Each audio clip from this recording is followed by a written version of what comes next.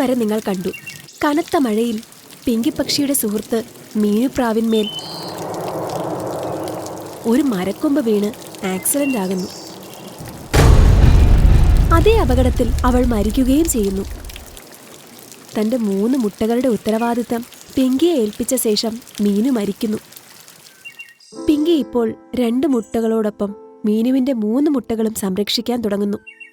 പക്ഷേ വിധിയുടെ കളി മാറി മറിയുകയും പിങ്കിയുടെ ഭർത്താവ് വേട്ടക്കാരന്റെ കെണിയിൽ കുടുങ്ങുകയും ചെയ്യുന്നു. തുടർന്ന് കാണാം.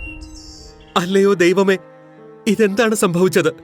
ഭക്ഷണത്തോടുള്ള ആർത്തിയിൽ ഇതൊരു വേട്ടക്കാരന്റെ ചതിയാകുമെന്ന് ഞാൻ മറന്നുപോയി.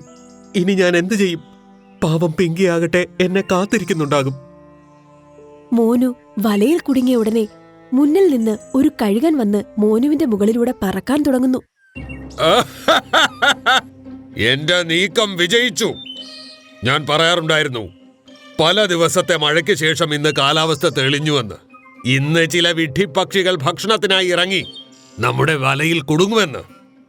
അതുകൊണ്ടാണ് ഞാൻ എന്റെ സുഹൃത്ത് രാമു വേട്ടക്കാരനോടൊപ്പം ചേർന്ന് ഈ പദ്ധതി ആസൂത്രണം ചെയ്തത്.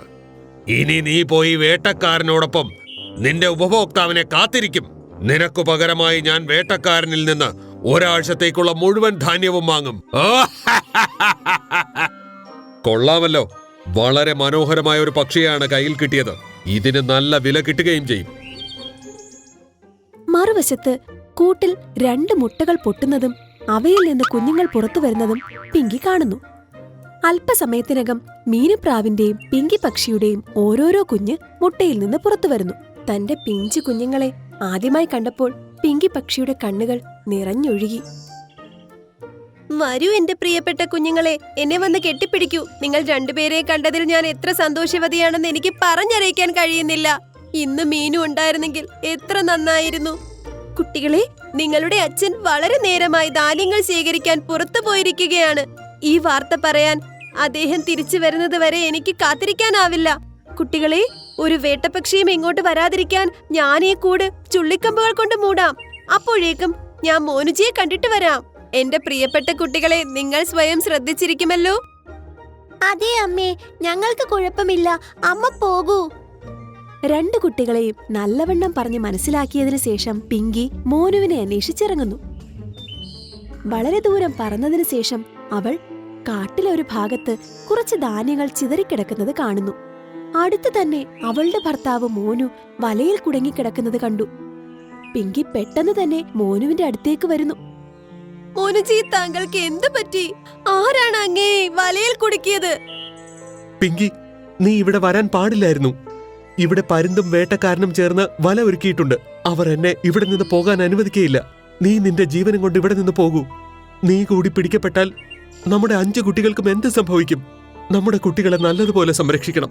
അവരോട് പറയണം അവരുടെ അച്ഛൻ അവരെ ഒരുപാട് സ്നേഹിക്കുന്നുവെന്ന്. മോനുവിന്റെ വാക്കുകൾ കേട്ട് പിങ്കി പക്ഷി ഉച്ചത്തിൽ കരയാൻ തുടങ്ങി. മോനുജി, അങ്ങിങ്ങനെയൊന്നും പറയരുത്. നമ്മുടെ 2 കുട്ടികൾ മുട്ടയിൽ നിന്ന് പുറത്തു വന്നു. ബാക്കി 3 പേരും പെട്ടെന്ന് തന്നെ മുട്ടയിൽ നിന്ന് പുറത്തേക്ക് വരും. നമ്മൾ നമ്മുടെ കുട്ടികളെ ഒരുമിച്ച് വളർത്തും. ഞാൻ എന്ത് ചെയ്തും അങ്ങേ ഈ വലയിൽ നിന്ന് പുറത്തിറക്കും. പിങ്കി പക്ഷി മോനുവിനോട് സംസാരിച്ചുകൊണ്ടിരുന്നപ്പോൾ അവിടേക്ക് പരുന്ത് വരുന്നു. ഒളിഞ്ഞിരുന്ന് അവർ പറയുന്നത് കേൾക്കുന്നു. ഓഹോ, ഈ പക്ഷിയുടെ കൂട്ടിൽ 1ഉം 2ഉമല്ല 5 കുട്ടികളുണ്ട്. ഇന്ന് ആ ദിവസം വന്നെത്തിയെന്ന് തോന്നുന്നു.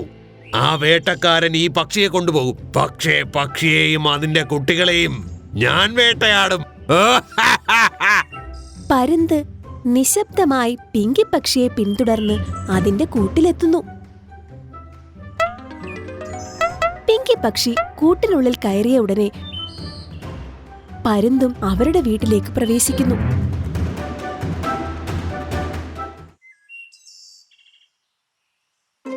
ഈ കാട്ടിൽ ഒരു പക്ഷി 5 മുട്ടകളിട്ടു. അതെനിക്കറിയില്ലായിരുന്നു. പക്ഷി, ഈ സ്വാദിഷ്ടമായ മുട്ടകൾ നീ എവിടെയാണ് ഒളിപ്പിച്ചു വെച്ചിരുന്നത്? എന്റെ ഒരുപാട് ദിവസത്തേക്കുള്ള ഭക്ഷണത്തിനുള്ള ഏർപ്പാടായി. ഇന്ന് എന്റെ ദിവസമാണെന്ന് തോന്നുന്നു. ആദ്യം നിന്റെ ഭർത്താവ് മോനുവിന്റെ ഇടപാടിന് പകരമായി എനിക്ക് ആ വേട്ടക്കാരനിൽ നിന്ന് ധാരാളം ധാന്യം കിട്ടും. പിന്നെ നിന്നെയും കുഞ്ഞുങ്ങളെയും കഴിച്ച് ഞാൻ എന്റെ പാർട്ടി നടത്തും. അത് വേറെ കാര്യം. അപ്പോൾ മീനുപ്രാവിന്റെ ചെറിയ കുഞ്ഞുപ്രാവ് വന്ന് തന്റെ അമ്മയോട് ചേർന്ന് നിൽക്കുന്നു. അമ്മേ, ഈ പേടിപ്പിക്കുന്ന പക്ഷി ആരാണ്? ഈ അങ്കിൾ ഇങ്ങനെയുള്ള കാര്യങ്ങൾ എന്തുകൊണ്ടാണ് പറയുന്നത്? പേടിക്കേണ്ട എന്റെ പൊന്നു കുഞ്ഞെ, അമ്മ നിന്റെ അടുത്തില്ലേ? പരുന്തിന് എന്തെങ്കിലും മനസ്സിലാകുന്നതിന് മുമ്പ് തന്നെ കൂട്ടിലുണ്ടായിരുന്ന ബാക്കി 3 മുട്ടകളിൽ നിന്നും കുട്ടികൾ പുറത്തേക്ക് വരുന്നു. ആ മുട്ടയിൽ നിന്ന് 2 പ്രാവിൻ കുഞ്ഞും 1 പക്ഷിക്കുഞ്ഞും പുറത്തേക്ക് വരുന്നത് കണ്ട് പരുന്തിന് തല കറങ്ങി. ഇത് ഞാൻ എന്താണ് കാണുന്നത്? ഒരു പക്ഷി പ്രാവിന്റെ കുഞ്ഞുങ്ങൾക്ക് ജന്മം നൽകിയോ? ഇതെങ്ങനെ സംഭവിക്കും? പക്ഷി, ഇതെന്ത് നാടകമാണ്? നിനക്ക് ആഗ്രഹിക്കുന്ന കുട്ടികൾ ഉണ്ടാകുവാൻ നീ വല്ല മന്ത്രവാദിനിയുമാണോ? പരുന്ത് സഹോദര, ഇത് നാടകമൊന്നുമല്ല. ഇവർ 5 പേരും എന്റെ കുട്ടികളാണ്. നിങ്ങൾക്ക് വേണമെങ്കിൽ എന്റെ ജീവൻ എടുത്തോളൂ, എന്നാൽ എന്റെ കുട്ടികളെ വെറുതെ വിടൂ. ഇതെങ്ങനെ സംഭവിക്കും? ഈ 2 കുട്ടികളും നിന്റേതാണ്. പക്ഷേ നീ ഇതേത് പ്രാവിന്റെ കുഞ്ഞുങ്ങളെ മോഷ്ടിച്ചിട്ടാണ് തന്റേതെന്ന് പറയുന്നത്? സത്യം പറയൂ, അല്ലെങ്കിൽ ആദ്യം നിന്റെ 2 ചെറിയ പക്ഷിക്കുഞ്ഞുങ്ങളെ കൊന്നു തിന്ന് എന്റെ വിശപ്പ് മാറ്റും ഞാൻ. ഇവിടെ നിന്ന് പോകൂ, അല്ലെങ്കിൽ ഞാൻ ബഹളം വെച്ച് കാട്ടിലെ എല്ലാ പക്ഷികളെയും വിളിക്കും. അത് നിങ്ങൾക്ക് നല്ലതായിരിക്കില്ല. നിങ്ങൾ വളരെ ശക്തനാണെന്ന് ഞാൻ സമ്മതിക്കുന്നു, പക്ഷേ പക്ഷികളുടെ ഐക്യത്തിന് മുന്നിൽ നീ അശക്തനാകും. നീ പ്രാവിൽ കുഞ്ഞുങ്ങളെ കുറിച്ചുള്ള സത്യമറിയാൻ ആഗ്രഹിക്കുന്നു അല്ലേ? എങ്കിൽ ഞാൻ പറയാം. ഈ 3 മുട്ടകൾ എന്റെ കൂട്ടുകാരി മീനുപ്രാവിന്റേതായിരുന്നു. അവൾ മഴയത്തുണ്ടായ അപകടം കാരണം മരിച്ചു. ഞാനാണ് ഇവരുടെ അമ്മ. ഞാൻ ഇവരെ സംരക്ഷിച്ചു കൊള്ളാമെന്ന് എന്റെ കൂട്ടുകാരിക്ക് വാക്ക് നൽകിയിരുന്നു. അതുകൊണ്ട് എനിക്ക് എന്റെ 2 കുട്ടികളെ പോലെ ഇവർ 3 പേരും എന്റെ തന്നെ കുട്ടികളാണ്. പിങ്കി പക്ഷി പറയുന്നത് കേട്ട് പരുന്ത് വളരെ ഉച്ചത്തിൽ ചിരിക്കാൻ തുടങ്ങി.